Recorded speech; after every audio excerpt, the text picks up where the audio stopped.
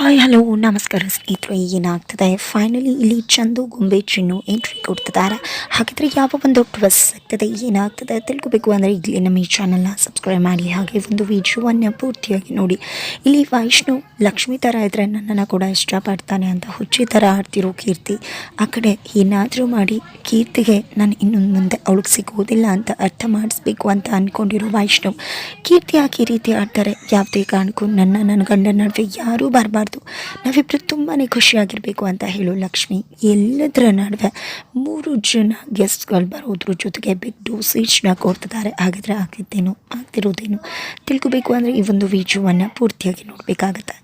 ಇಲ್ಲಿ ಕಾರುಣ್ಯರು ವೈಷ್ಣುಗೆ ತನ್ನ ಮಗಳ ಪರಿಸ್ಥಿತಿ ಏನಾಗಿದೆ ಅನ್ನೋದನ್ನು ಅರ್ಥ ಮಾಡಿಸ್ತಾರೆ. ಅದರಿಂದಾಗಿ ವೈಷ್ಣು ತುಂಬಾ ಅಪ್ಸೆಟ್ ಆಗ್ತಾನೆ. ಕೀರ್ತಿ ಒಂದು ಪರಿಸ್ಥಿತಿನ ನೋಡಿ ಅವಳಿಗೆ ನಾನು ಸಿಗ್ತೀನಿ ಅಂತ ಅಂದ್ಕೊಂಡಿದ್ದಾಳೆ, ಅದಕ್ಕೋಸ್ಕರ ಈ ರೀತಿ ಬಿಹೇವ್ ಮಾಡ್ತಿದ್ದಾಳೆ.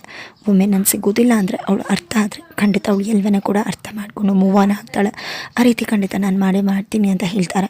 ಬಟ್ ಲಕ್ಷ್ಮಿ ಯಾವಾಗ ವೈಷ್ಣವ್ಗೆ ಎಲ್ಲಿ ಹೋಗಿದ್ರಿ ಅಂತ ಪ್ರಶ್ನೆ ಮಾಡಿದಾಗ ಕಾರುಣ್ಯ ಆಂಟಿ ಯುಗಾದಿ ಹಬ್ಬಕ್ಕೋಸ್ಕರ ಹುಡುಗರು ಇಲ್ಲಿಲ್ವಂತೆ ಸಹಾಯ ಕರ್ತಿದ್ರು ಅಂದಾಗ ಲಕ್ಷ್ಮಿ ಅದನ್ನು ನಂಬೋದಿಲ್ಲ. ಯಾಕೆ ಏನು ಅಂತ ವಿಚಾರ ಮಾಡಿದಾಗ ಈ ಕಡೆ ಕೀರ್ತಿ ತುಂಬ ಅಪ್ಸೆಟ್ ಆಗಿದ್ಲಂತೆ.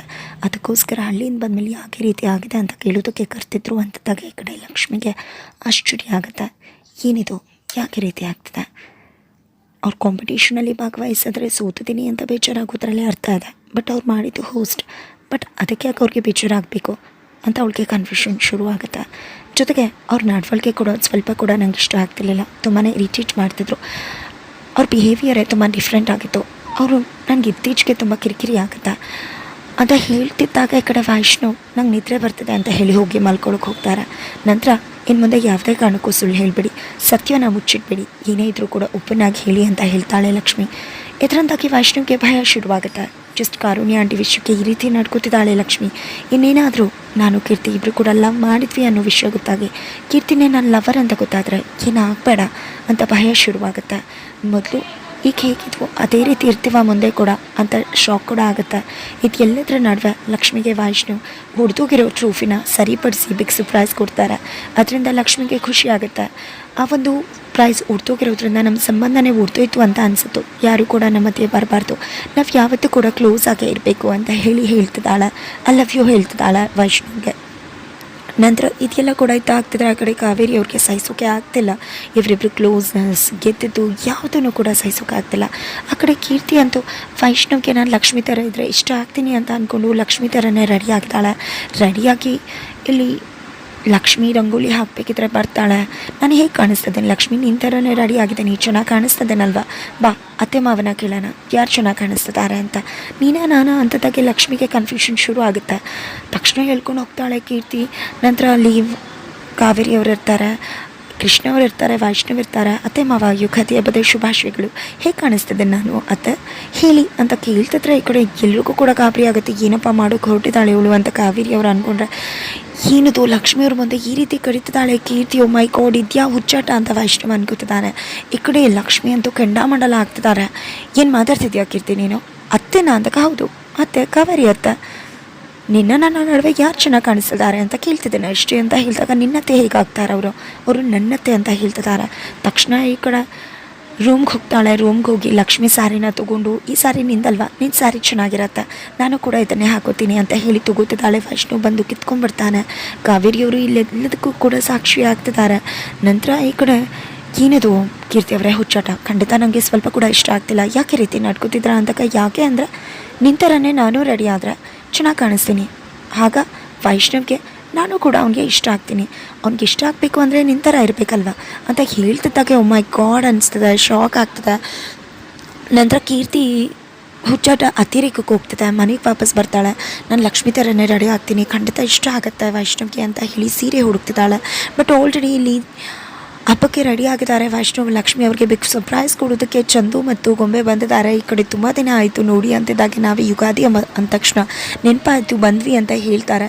ಈ ಕಡೆ ಅಣ್ಣ ಆಗಬೇಕಾಗಿದೆ ಚಂದು ಮತ್ತು ಗೊಂಬೆ ಅದಕ್ಕೆ ಆಗಬೇಕಾಗಿದೆ ವೈಷ್ಣವ್ಗೆ. ತುಂಬ ದಿನ ಆಯಿತು ನಿಮ್ಮನ್ನ ನೋಡಿ, ಚಿನ್ನು ಅಕ್ಕ ಎಲ್ಲಿ ಅಂತ ಕೇಳ್ತಿದ್ದಾಳೆ ಲಕ್ಷ್ಮಿ. ಅವಳ ಕಾರುಣ್ಯ ಆಂಟಿ ಮನೆಗೆ ಹೋಗಿದ್ದಾಳೆ ಅಂತ ಹೇಳ್ತಾರೆ. ಫೈನಲಿ ಚಂದು ಮತ್ತು ಗೊಂಬೆ ವೈಷ್ಣವ್ ಮತ್ತು ಲಕ್ಷ್ಮಿ ಮನೆಗೆ ಬಂದರೆ ಕೀರ್ತಿ ಮನೆಗೆ ಚಿನ್ನು ಹೋಗಿದ್ದಾರೆ. ಚಿನ್ನು ಕೀರ್ತಿಗೆ ಅರ್ಥ ಮಾಡಿಸಿ ಇಲ್ಲಿ ವೈಷ್ಣವ್ ಸಿಗೋದಿಲ್ಲ. ಇನ್ನು ಮುಂದೆ ಅವರು ಅವ್ರ ಲೈಫ್ ಅನ್ನೋದನ್ನು ಅರ್ಥ ಮಾಡಿಸೋಕೆ ಮುಂದಾಗ್ತಿದ್ದಾರೆ ಅನಿಸ್ತದೆ. ಹಾಗಾದರೆ ಏನಾಗುತ್ತೆ ತಿಳ್ಕೊಬೇಕು ಅಂತ ವೇಟ್ ಮಾಡೋದನ್ನು ಮರಿಬೇಡಿ. ಜೊತೆಗೆ ಮೂವರು ಕೂಡ ಯಾವ ರೀತಿ ಟ್ರಬಲ್ ಡೋಸ್ ಕೊಡ್ತಾರೆ, ಒಂದೊಂದು ಡೋಸ್ ಹೇಗಿರುತ್ತೆ ಅನ್ನೋದನ್ನು ಕೂಡ ನಂತರ ಈ ಕಡೆ ಲಕ್ಷ್ಮಿ ಕೀರ್ತಿ ಮನೆಗೆ ಹೋಗಿದ್ದಾರೆ. ಕೀರ್ತಿ ಮನೆಗೆ ಸುಮ್ಮನೆ ಹೋಗಿಲ್ಲ, ಹೆಣ್ಣೋಡು ಶಾಸ್ತ್ರಕ್ಕೆ ಹೋಗಿದ್ದಾರೆ. ಹುಡುಗ ಅವ್ರ ಅಮ್ಮನ ಕೂಡ ಕರ್ಕೊಂಡು ಹೋಗಿದ್ದಾರೆ. ಈ ಕಡೆ ಕಾರುಣ್ಯ ಅವ್ರಿಗಂತೂ ಖುಷಿ ಆಗ್ತದೆ. ಈ ಕಡೆ ಕೀರ್ತಿ ಕೂಡ ಲಕ್ಷ್ಮಿ ಥರನೇ ರೆಡಿ ಆಗಬೇಕು ಅಂತ ರೆಡಿ ಆಗಿದ್ದಾಳೆ. ಹಾಗಾದರೆ ಹುಡುಗ ನೋಡೋಕೆ ಬರ್ತಾಳೆ. ಬಟ್ ಬೀದಿ ಲೋಗರ್ನೆಲ್ಲ ಬಂದು ಡೋರ್ ಓಪನ್ ಮಾಡಿ ಅಂತ ಕೇಳ್ತಿದ್ದಾಳೆ. ಬಿಕಾಸ್ ಅವರ ಅಮ್ಮ ಡೋರ್ನ ಲಾಕ್ ಹಾಕಿದ್ದಾರೆ. ನಂತರ ಈ ಕಡೆ ಗೊಂಬೆ ಹಾಗೆ ಚಂದನ್ ಕೂಡ ಪೂಜೆಯಲ್ಲಿ ಭಾಗವಹಿಸ್ತಾರೆ. ಈ ಕಡೆ ಹಬ್ಬದ ಸಂಭ್ರಮ ಸರಿಕರ ಮನೆ ಮಾಡ್ದ. ಆ ಕಡೆ ಲಕ್ಷ್ಮಿ ಒಬ್ಬಟ್ಟನ್ನು ಮಾಡೋಕ್ಕೆ ಹೋದಾಗ ಈ ಕಡೆ ವೈಷ್ಣವ್ ಹತ್ರ ಅವ್ರ ಸಾಂಗ್ ಬಗ್ಗೆ ಎಲ್ಲವನ್ನ ಕೂಡ ಮಾತಾಡ್ತಿದ್ದಾರೆ. ಜೊತೆಗೆ ಗೊಂಬೆ ಅಂತೂ ಕಾವೇರಿ ಆಂಟಿಗೆ ಎಲ್ಲ ರೀತಿಯ ವೈಷ್ಣವ್ ಪ್ರಶ್ನೆಗೆ ಉತ್ತರ ಕೊಡ್ತಿದ್ರಿಂದ ಆಂಟಿ ವೈಷ್ಣವ್ ಕೂಡ ಉತ್ತರ ಕೊಡ್ತಾನೆ. ಸ್ವಲ್ಪ ನೀವು ಕೂಡ ಸುಮ್ಮನೆ ರೆಸ್ಟ್ ತಗೊಳ್ಳಿ ಅಂತ ಹೇಳ್ತಿದ್ದಾರೆ. ತುಂಬಾ ಪೋಸೆಸಿವ್ ಈಗಲೂ ಕೂಡ ಅಂತ ಕೂಡ ಹೇಳ್ತಿದ್ದಾರೆ. ಇದರ ನಡುವೆ ಚಂದನ್ ಅವರಂತೂ ಏನದು ವೈಷ್ಣವ್, ನೀನು ಹಳೆ ಡಬ್ಬು ಇದೇ ರೋಡಲ್ಲಲ್ವ ಇದ್ದಿದ್ದು, ಏನು ಎಲ್ಲಿ ಹೋದ್ರು ಏನಾಯಿತು ಅಂತ ಕೇಳ್ತಿದ್ದಾಗ ಬೆಗ್ ಶಾಕ್ ಆಗ್ತದೆ ಎಲ್ರಿಗೂ ಕೂಡ. ಈ ಕಡೆ ಲಕ್ಷ್ಮಿ ಅವ್ರಿಗಂತೂ ಫೈನಲಿ ಕೀರ್ತಿನೇ ಇರ್ಬೋದಾ ಅನ್ನೋ ಅನುಮಾನ ಗಟ್ಟಿಯಾಗೋ ಸಾಧ್ಯತೆ ಇದೆ. ಬಿಕಾಸ್ ಈ ಮನೇಲೆ ಓಡಾಡ್ತಿದ್ರು, ಇದೇ ರೋಡಲ್ಲಿ ಇದ್ರು ಅನ್ನೋ ಮಾತುಗಳು ಎಲ್ಲವೂ ಕೂಡ ಕೀರ್ತಿಗೆ ಆ್ಯಪ್ಟ್ ಆಗ್ತದೆ. ಹಾಗಿದ್ರೆ ಈ ಮೂವರನ್ನ ಕೂಡ ವೈಷ್ಣವ್ ಕರ್ಸೋದಲ್ಲ, ಹಾಗೆ ಬಂದಿರೋದು ಗೆಸ್ಟ್ಸ್ ಆಗಿ. ಜೊತೆಗೆ ಆ ಮನೆ ರಿಲೇಷನ್ಸ್ ಆಗಿರೋದ್ರಿಂದ ಬಂದಿದ್ದಾರೆ. ಜೊತೆಗೆ ಅವ್ರಿಗೆ ಗೊತ್ತಿಲ್ಲದೆ ಲಕ್ಷ್ಮಿ ಮುಂದೆ ಎಲ್ಲ ಸತ್ಯ ರಿವೀಲ್ ಮಾಡೋಕ್ಕೆ ಹೊರಡ್ತಿದ್ದಾರೆ. ಹಾಗಿದೆಯಾ ಸತ್ಯ ರಿವೀಲ್ ಆಗೇ ಬಿಡುತ್ತೆ ಅಥವಾ ಏನು ಆಗತ್ತೆ? 3 ಜನ ಕೂಡ ಬಂದಿದೆ. ಈ ಮೂವರ ಲೈಫನ್ನ ಸರಿಪಡಿಸೇ ಹೋಗ್ತಾರಾ? ಏನಾಗ್ಬೋದು ತಿಳ್ಕೊಬೇಕು ಅಂದರೆ ಈಗಲೇ ನಮ್ಮ ಈ ಚಾನಲ್ನ ಸಬ್ಸ್ಕ್ರೈಬ್ ಮಾಡಿ. ಮುಂದಿನ ವಿಡಿಯೋಗೋಸ್ಕರ ವೇಟ್ ಮಾಡಿ ನಮ್ಮ